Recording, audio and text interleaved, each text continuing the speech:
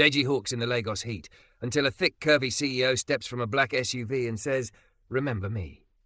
80,000 lands, IMANI'S kiosk is promised, badges flash and the glass doors open. His phone vibrates. Vantage Motors. Step away from Ms. Royce, or we go public. Before we dive in, make sure to hit subscribe, tap like and share this video. The more voices we reach, the louder these stories become. And drop your city in the comments. Let's see where love finds us. The nylon handles bite into Deji Martin's fingers as he hooks 2 more bags of chin-chin on his left arm.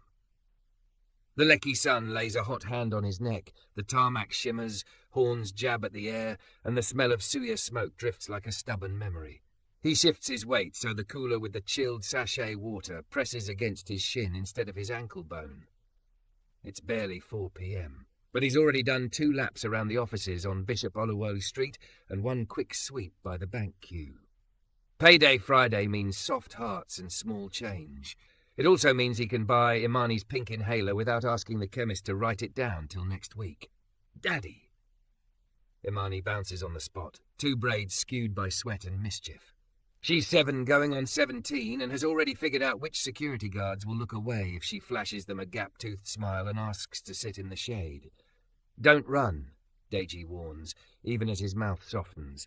We still have to finish this side. I'm not running. She walks with theatrical slowness, ballerina arms above her head, then snorts at her own joke. The backpack straps bite dark lines into her shoulders. He makes a mental note to sew padding from an old shirt. Outside the mirrored tower of Westwood Capital's new Lagos office, men in slim suits move like they're paid per step. The revolving doors never stop spinning. Deji's whole business is timing. Catch the ones exiting with laughter, not the ones entering with phone to ear. Wave Gala under a nose, just as someone remembers they skipped lunch. Praise God along with the woman who just answered an answered prayer by email and suddenly wants to bless somebody. He has learned to raise his voice without sounding desperate, to be visible without being chased off. Plantain chips! Fresh, Gala! Chin-chin! Cold water! IMANI echoes, her voice the small bell that rings after the big bell. They work the line like a waltz. He carries the weight. She points at the cooler like a magician, revealing a white dove. A woman in a blue dress buys 2 waters and slips IMANI an extra 50. Deji pretends he doesn't see. He knows his daughter will present the note later like an award. A black SUV glides up to the curb and stops with the quiet authority of wealth. Deji doesn't look. Paradox of the job. Rich cars often mean rich no's. He pivots toward the taxi stand instead and catches 2 sales in a row. 1 Gala, 1 water, without breaking stride. Keep moving, keep selling, keep counting. Behind him, the SUV door opens. A pair of heels touches down, not the thin knives some women totter on, but thick, confident heels that claim ground. He doesn't turn. Excuse me, a woman says. The voice is low, velvet rubbed the wrong way. American, polished, with a remark she laughed too hard last night or doesn't sleep much. Deji lifts a sachet from the cooler and holds it toward a man in a checked shirt who has already raised his hand. 200, he says. Excuse me, the woman repeats. Closer now. He smells something citrus and clean, a fresh-cut peel over cold air. Daddy, IMANI whispers, eyes round. Auntie is greeting you. He turns. The woman is tall and thick in the way Niger aunties describe as God-finished work here. Hips like a statement, waist cinched by a cream blazer, a blouse the colour of ripe pawpaw curving over a chest that would make lesser men forget their names. Her hair is honey blonde and glossy, heavy waves resting on bare shoulders. Her skin is pale but warm, not paper, freckled at the collarbone. Sunglasses sit on her head like a crown she doesn't need. There's a softness to her mouth that fights with the hard line of her jaw. He guesses early 30s, maybe mid. Rich doesn't age the way struggle does. Yes, ma, Deji says, already bracing for the order that comes with a little insult. Some people can't buy without reminding you they're doing you a favour. What's your price? She asks, gaze flicking over the cooler, the bags on his arms, the child pressed to his side. Her eyes are a startling steel blue like Lagos sky just before rain when it's almost too hot to breathe. For what? Deji keeps his tone easy, plain. Chips are 400. Gala 6, water 2, chin-chin 5. Thank you, ma. She smiles, not wide but real, teased up at one corner. All of it. He blinks. All? All. Everything you're carrying. Everything in the cooler. and whatever you have in reserve. Deji's mouth moves before his pride can grab the wheel. Why? Because I'm hungry, she says, and for a heartbeat he thinks she's joking. Then something flickers across her face, tiredness maybe, or a very old kind of ache. And because I want to talk to you. Properly. Important men seldom say properly, he thinks. Important men say quickly. Important men speak to your stock, not to you. But this woman is power shaped like a woman, and she's talking like she means it. Still, experience has taught him to distrust the sudden generosity of strangers. Money can be a mirror. It shows you what people think they are. Ma, he says carefully, we don't sell to block conversation. We sell to eat. If you want to buy, you can buy. If you want to talk, you can talk. But please, let me be moving while we do both. She looks at Imani.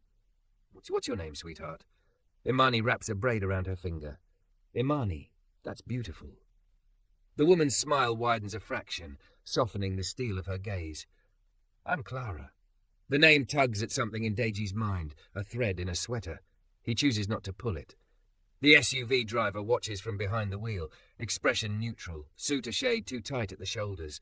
Two Westwood security men hover by the revolving door, then decide looking busy is safer than interfering. How much? Clara asks again, bringing him back to the math. She opens a small purse, and the metal clasp clicks, rich sound, like a promise. He tallies quickly. Everything on me and in the cooler. Call it 65,000. He adds a little. Everyone adds a little when they smell perfume that expensive. She holds his eyes. Make it 80. People passing slow down without meaning to. It's a small Lagos miracle to watch a man who sells snacks name a number and have it not only met but lifted. Deji should be happy. He should be saying, "Thank you, ma. God bless you," like a chorus. He should be calculating Imani's school shoes and a small sack of Gary and the inhaler and maybe, just maybe, meat pie on Sunday. Instead, a stubborn muscle in his jaw tightens. Money with strings is just rope. You can transfer, he says, as if it's ordinary to say that to someone whose watch face probably costs more than his stall umbrella. Or cash. Transfer, she says, and he passes the account number he created when his life shifted from mechanic to moving tray. He watches her thumbs move over her phone, watches the brief furrow between her brows, the way her mouth shapes the digits as she types. A tone pings on his own battered screen. She's quick. The money lands with the clean digital clap of a blessing. Confirmed? She asks. Yes, ma. His throat works. It's real. 80,000. Good. She exhales, relief like a curtain settling. Now, can we talk? Just 5 minutes. Daddy, Imani whispers, let's sit under the tree. My head is hot. Deji looks at Clara. Her eyes are not soft anymore. They hold something sharp he can't name. He nods toward the frangipani tree that leans its white flowers toward the street like gossip. They move as a small river, Deji with his cargo, Imani with her pink backpack, Clara with a stride that makes room happen in front of her.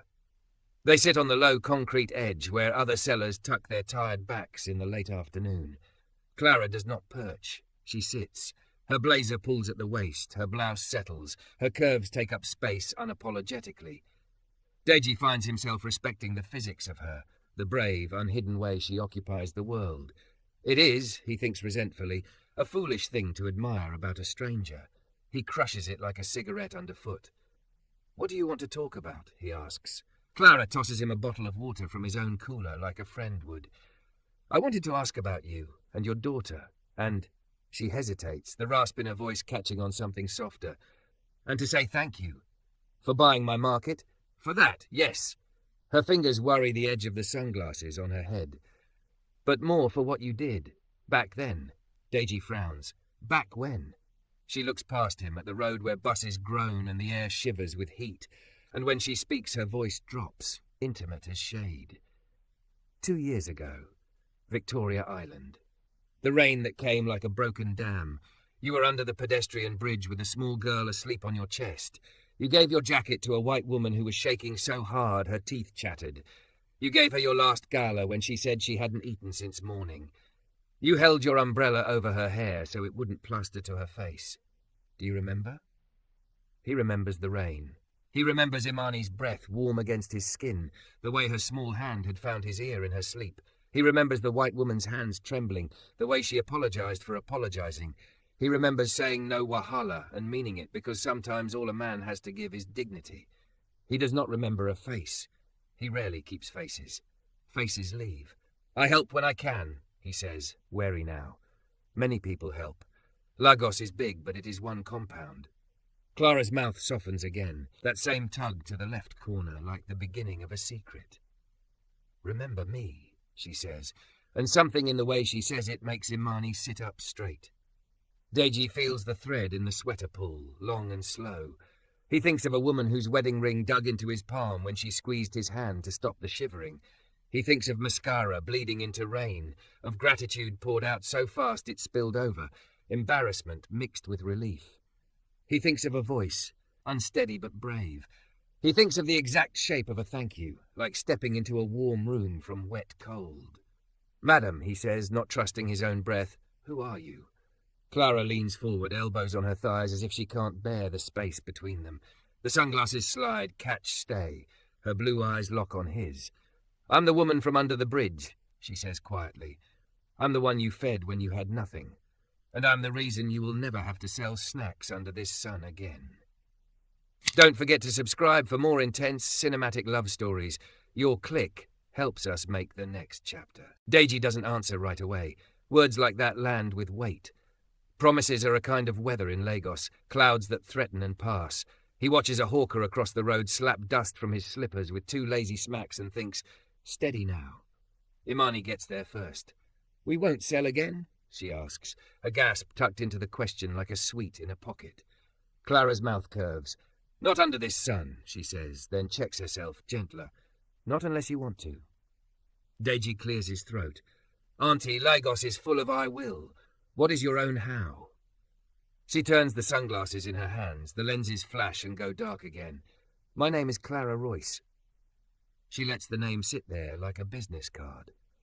I run Royce Group. We invest in small food businesses and supply chains. We just took a floor in this building because we're expanding to West Africa. I didn't want to walk past you and make it a story about money. I wanted to start with the truth. Imani whispers, Royce, like it's a new colour. Deji searches his memory.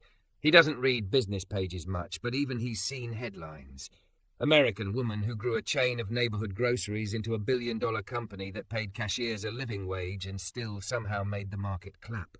Photos of a curvy woman in cream suits and silk blouses, never hiding her body, never apologizing for her laugh. American rich. The kind that arrives in quiet SUVs and buys floors instead of offices. He hears his own voice come out flat. Madam, God bless you for remembering, but I did not help you to get anything back. I know. She meets his gaze without blinking. Then she looks at Imani, and the edges of her eyes soften. When you gave me your jacket, I had a fever. I couldn't stop shaking. My phone was dead. My driver was stuck 2 streets over in that flood. There were boys, teenagers, yelling from the median. You put your umbrella over my head and said, No wahala, sister. Sit. You handed me your last gala and said, Eat. You must put something in your mouth to hold you. Deji feels heat crawl up his neck. He doesn't remember saying it like a movie line. He remembers only the practical thing, rain, a woman in trouble, a child asleep. The way kindness happens when nobody looks. I kept the wrapper, Clara says, and actually pulls a small, cracked-open piece of plastic from her purse like a talisman. The faded red stripes, the folded corner with grease. It smelled like diesel and rain for a week. I put it in a drawer so I wouldn't tell myself I dreamed you. Madam, Deji says softly, because something about a white woman keeping a Nigerian gala wrapper for 2 years rearranges his ideas about who saves what. I looked for you, she continues, voice roughening. My team asked around on that bridge. We spoke to other vendors. Nothing. Today my driver said, Madam, I think that is the man with the cooler. And I felt. She laughs once, surprised at herself, like I had been running and finally found a place to stop. Wind lifts the frangipani scent, carries horns and calling voices from the road. A security man drifts close, takes one look at Clara, and drifts away again like a fish deciding against a hook. What do you want to do? Deji asks. Not unkind, just trying to find the ground.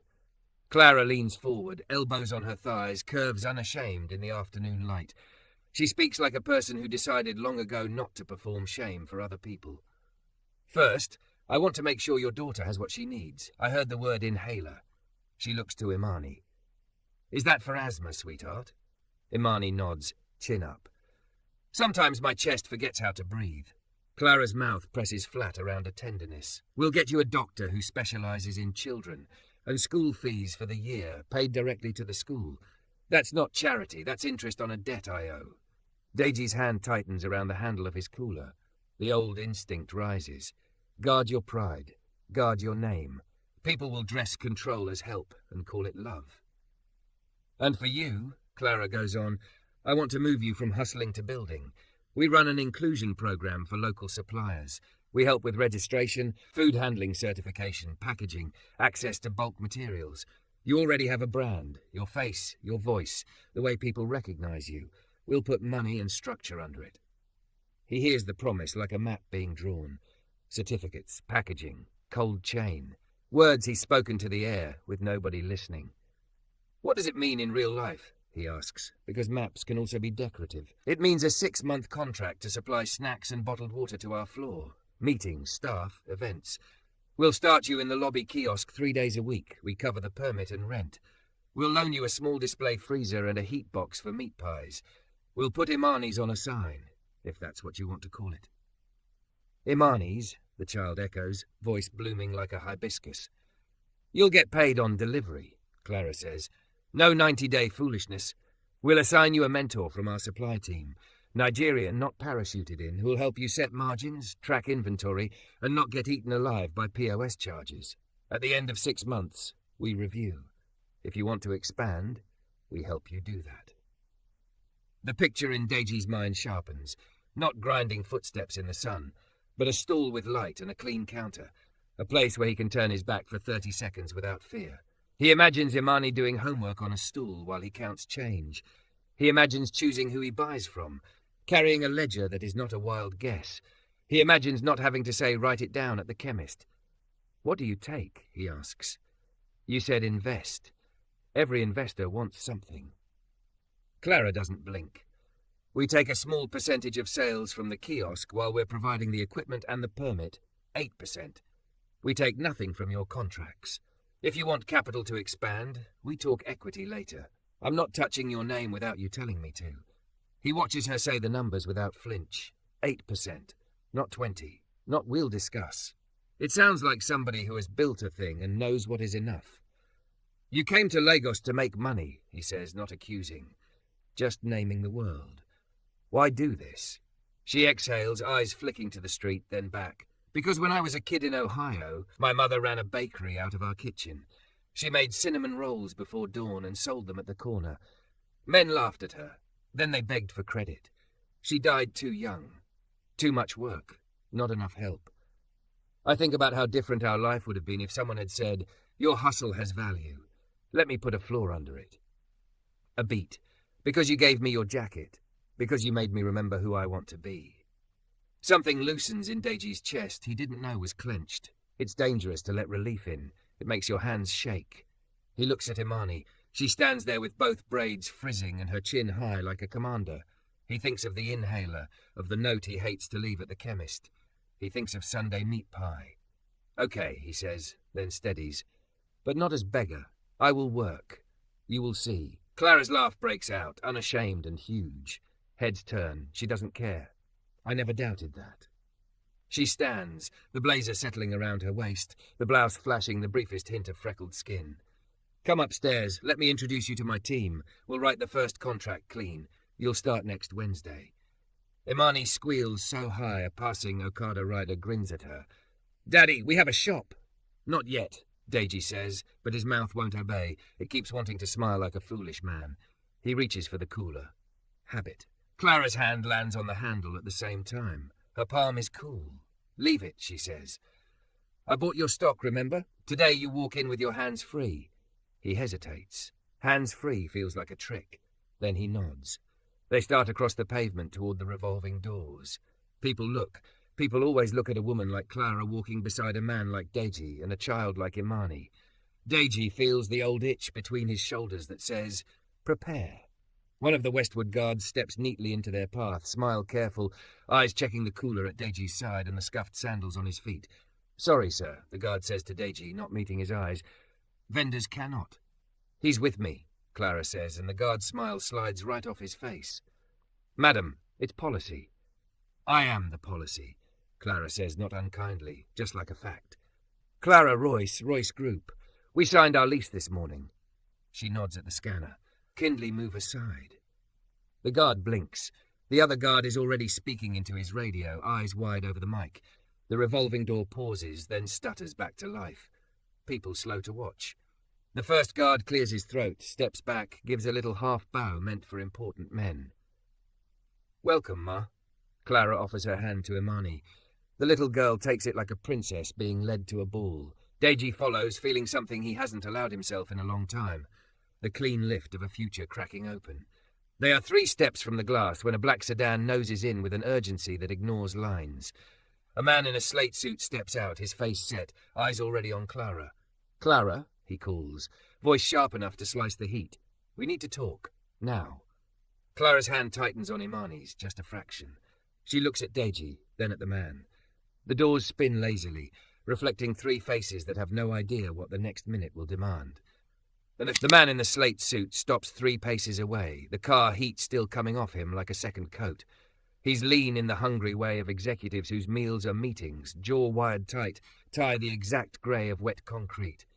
His gaze takes in Clara, slides to Imani's small hand in hers, and skims over Deji as if he were a bench. Elliot, Clara says, and her tone is warning wrapped in velvet.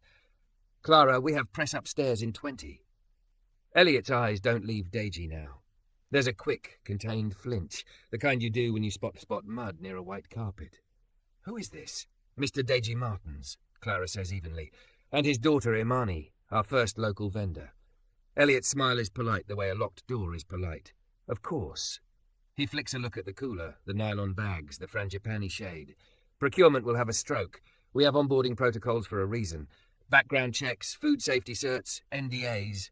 And we'll do them, Clara says. We start with a letter of intent today, then the steps. Keep it clean, keep it quick.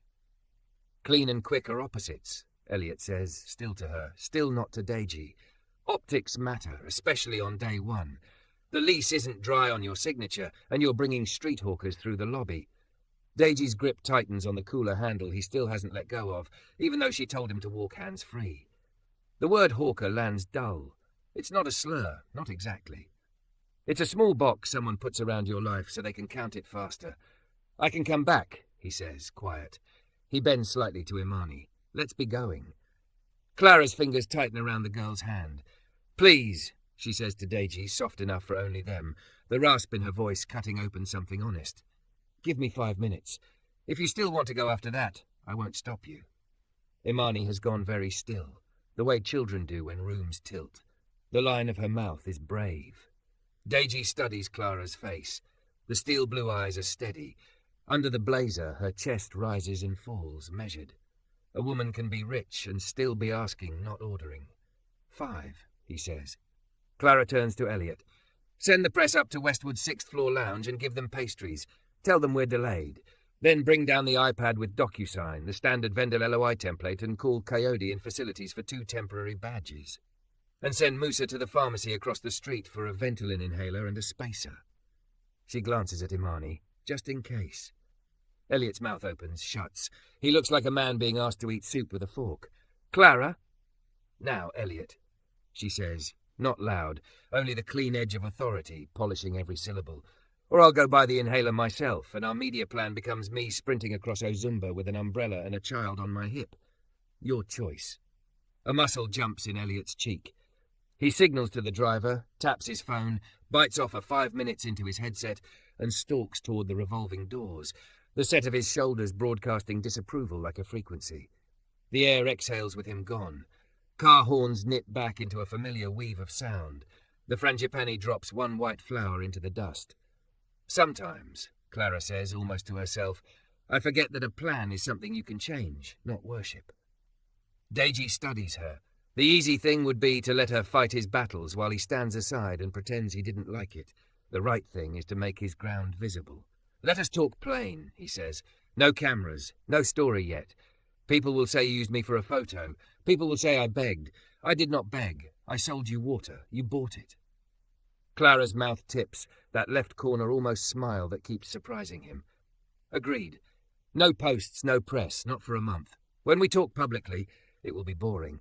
Royce Group partners with local supplier. Nothing about saving anyone. I don't want to be anyone's saviour. I just want to be decent. He nods once. School fees paid straight to school. The doctor, if we like the doctor, paid to them, not to me. Done, she says. 8% kiosk cut, not 9. 8, she says quick. And we pay for the permit and equipment. You insure your inventory. We'll help you set it up. I will keep my street round in the mornings. He adds, hearing his own voice go stubborn, liking it that way. This kiosk cannot be a cage. It must be a base. Clara's laugh is a bright crack in the heat. Deal. I'm not in the business of building cages. Imani exhales, a breath that comes with a tiny wheeze at the end. Deji hears it the way a musician hears a bad string. Baby, he says gently. You okay? She nods, but her shoulders fight for breath, tiny wings working too hard. There's that note he hates, a small whistle, the airway forgetting how to widen. Clara is already unclipping her purse, not panicking, moving with the tidy speed of a person who has done hard things with their hands. Musa is buying the inhaler, she says, but until he's back, Imani, can we breathe together? She crouches, curves and silk and strength folding to the child's eye level. We do the box, 4 in, hold 4, 6 out, like this. In 2, 3, 4, hold 2, 3, 4, out 2, 3, 4, 5, 6. Imani tries it, eyes locked on Clara's mouth, the way little kids borrow rhythm. Deji counts with his hand, thumb tapping each beat against his thigh. The whistle loosens, just a little. Shade holds. A motorbike darts up, brake squealing. Musa swings off, already holding out a small paper bag with the exact seriousness of a man carrying a torch. Madam. Hero, Clara says. She shakes out the inhaler, fits the spacer, primes and passes it to Deji without taking over. He clicks, he steadies, he knows the tilt of his daughter's jaw when the first puff feels like cold to the lungs. 2 puffs. A wait. 2 more. He watches her shoulders drop 1 notch down the ladder out of panic. Thank you, he says. Not performative, the kind you say to a person who met you halfway. Elliot reappears with the iPad, a folder under his arm, an apology he will never say on his face. He hands the badges to Clara, then the device to Deji, as if it might explode. I kept it simple. Elliot says tightly. LOI 30 days, renewable subject to completion of food safety certain vendor onboarding. Payment net 7 on delivery, no exclusivity, 8% kiosk fee, equipment on loan. Termination for cause spelled out. Fair, Deji murmurs, eyes moving over the words. Clara stands shoulder to shoulder with him, not hovering, not impatient. The letters look like a different alphabet from the one that governs a cooler and a price shouted over traffic, but they also look like a door you can open if you learn where to push. Add this, Deji says, surprising himself. No marketing content using Imani's face without written consent from me, and if any manager asks for stock off the books, contract ends. Elliot's eyes flick to Clara to Deji, calculating the kind of man who says that. He makes the edits. Initial here. Deji initials, signs. For a second, the stylus is heavy like a tool. Imani presses close, breath steady now, eyes wide like lanterns. Clara signs too, her name a clean sweep that makes room on the line. There, she says, and the word lands like a small solid stone you can step on to cross water. Done. They walk again toward the revolving doors. The guard stands straighter this time. One even offers a welcome, sir, to Deji that doesn't quite know where to sit in his mouth. A small knot of employees exiting for a late lunch slow to look. Someone raises a phone, thinks better. The glass catches their reflections. A curvy woman in a cream blazer with her chin tipped slightly up. A small girl with a brave mouth. A man carrying invisible weight, and something he hasn't let himself own. Hope. Inside, the lobby air is cold enough to stick to skin. Marble gathers all the voices and smooths them. Elliot strides ahead, angling for the bank of elevators marked tenants. He swipes a badge. Doors slide. The world narrows to stainless steel and the hum of cables and their breathing. Clara, Elliot says as the elevator lifts, the polite tone back like a fixed smile. I postponed the press to 30. Also, Westwood's country head wants 5 minutes when we land. Room 10B. He's curious about your inclusion announcement. There is no announcement, Clara says, calm as a level bubble. There's a letter of intent and a child who can breathe. He can be curious at 4. Elliot exhales through his nose, a sound that means battle another day. He glances at Deji. For what it's worth, he says, almost like a human man, welcome.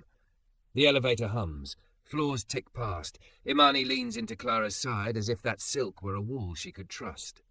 Deji realizes, with a shock of gratitude that scares him, he isn't planning his exit route. He is planning which shelf takes chin-chin, which takes water, where the sign will go. At the 22nd floor, the doors slice open on bright glass, the newness of a place that hasn't learned its own echoes. A reception desk gleams. Fresh tulips droop like they always do, no matter how rich the water. People turn with the exact mix of curiosity and theatre that belongs to offices everywhere. Miss Royce, the receptionist says, relief pouring into her consonants. Board chair is here. He flew in. He's waiting in 10A. Elliot goes still. His head tilts a fraction. Clara's hand, still linked with Imani's, tightens once. The receptionist adds, as if handing over a bomb wrapped like a gift, he asked that it be just you. Clara looks at Deji. Something like apology, like promise, crosses her face in a flash. She kneels to Imani, touches her braid, then meets Deji's eyes. 10 minutes, she says. Stay with Elliot, he'll show you the space. Touch nothing I wouldn't touch. The laugh is back, scraped but real. Then, low enough for only him, don't leave. She straightens, smooths her blazer, and walks toward the conference room where power waits like a weather system. The door closes on her curves, her freckles, her steel blue eyes. Elliot clears his throat. This way, he says, brittle.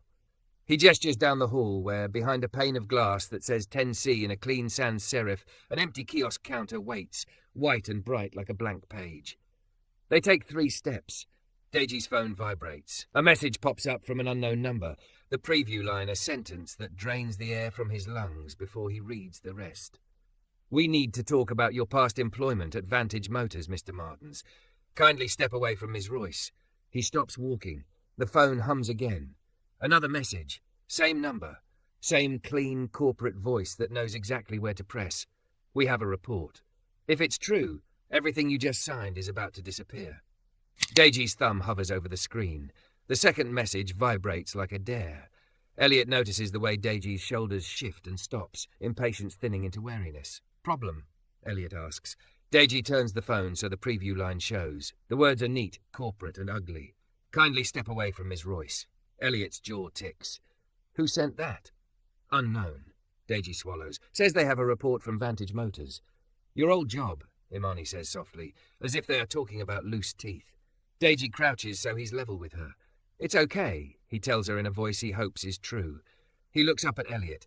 I was dismissed from Vantage. They said I stole alternators from the parts cage. He lets the sentence lie there between them. I did not. Elliot's gaze is the clinical kind that counts cost before compassion. Does Miss Royce know? Not yet. He pockets the phone, palms damp. She said don't leave, so I am here. A third message buzzes. We will alert the press in your lobby in 20 minutes. Elliot exhales a curse under his breath, then looks up the hall, then back at Deji as if recalculating a route mid-traffic. Come with me, he says, voice clipped. We'll wait near 10C. No one will bother us there.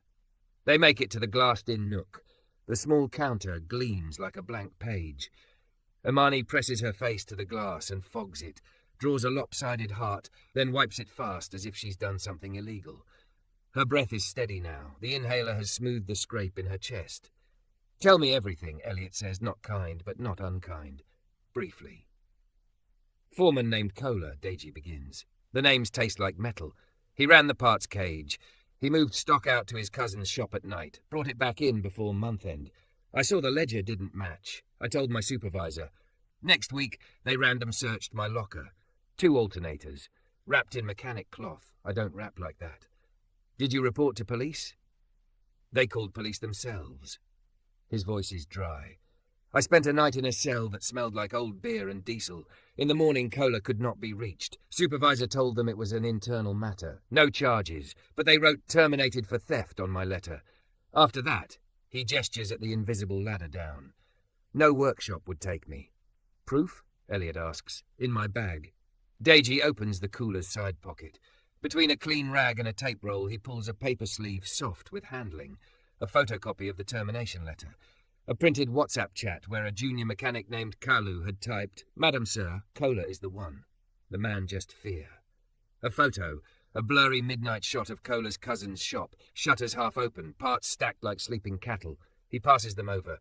Elliot reads fast. He doesn't say, "I believe you." He doesn't say, "I don't." He says, "I'll get compliance to annotate the vendor file." He taps a message into his phone with the fierce neatness of a man who wants to control something, anything. And for the record, no one from Royce should be texting you to step away. That's not how we operate. The door at the far end opens. Clara steps out of 10A with a man whose suit is navy and whose presence is the expensive kind that makes rooms tilt, board chair by the gravity he carries alone. Silver hair, brown skin mapped with small, decisive lines, eyes that miss nothing. He shakes Clara's hand. She says something that makes his mouth crease at one corner. Then he sees Deji and Elliot through the glass and aims for them with the same measured pace CEOs use when they don't want to look like they hurry for anything. "This is Mr. Harold Whitcomb," Clara says when they reach the nook. "Board chair." Her gaze flicks to Deji's face, then to the cooler pocket now gaping open, then to Elliot's jaw. She reads a room like a ledger, and this is Deji Martin's, and Imani. Her smile reaches her eyes when she says the child's name. "Pleased," Whitcomb says, and he means the word. His handshake is firm without the test hidden inside. "Clara tells me you run on courage and good sense," Deji says. "Before we do the nice-to-meet-yous," Clara says quietly, "I need to know if someone from our side threatened you." Her gaze drops to the phone in Deji's olive-brown hand. "Elliot?" "Unknown number," Elliot says, tied to an employment report from Vantage, threatening to go to press. Clara's mouth flattens, then curves, not into a smile, but into something sharper. "Call it," she says. "Now." Put it on speaker. Deji dials. It rings twice. Click. A voice answers with that fake casual tone men use when they have a gun under the table. "Mr. Martin's." "Who is this?" Deji asks. "You remember me?" The voice says, almost smiling. "Kola, I hear you are climbing floors now. Careful, those things have a way of dropping people." Imani moves closer to Clara without thinking. Clara takes her hand, eyes never leaving the phone. "Kola," Deji says. The name lands like a bruise. "Why are you calling me?" "Because I have friends, and you are about to embarrass them," Kola says. "Westwood's facilities contractor is a good man. He likes to do business with people he can trust, not thieves." Elliot's eyes flash. "He's targeting Kayode's team," he mutters. "Facilities. That makes sense." Clara holds up a hand. "Quiet." "Kola," Deji says, keeping his voice even because rage is a leash someone else holds if you let them. "You put parts in my locker." "You cannot prove that," Kola says, amused. "But I can prove your letter says theft. I can send that to any journalist who wants clicks, or to your new madam who likes to perform rescue on camera." Clara's laugh is soft and lethal. "You must have the wrong woman," she says, and steps closer to the phone. "This is Clara Royce. If you send anything false to anyone with a masthead, you will learn the difference between a story and a lawsuit. If you send anything true, send it to me first. We don't scare easy. Now, who at Westwood's contractor pays you? Say the name." Silence. The tone of a man who thought he was calling a soft door and found steel instead. "You think you are somebody," Kola says finally, blustering back to his script. "You will fly away in your big plane. Men like me will still be here." "I do think I'm somebody," Clara says, voice low with Ohio gravel. "A woman who remembers exactly who helped her in the rain and who didn't. Goodbye, Kola." She ends the call. For a beat, the room is the quiet before rain. Whitcomb exhales, a sound like a small approval. "Well handled," he says. Elliot is already moving.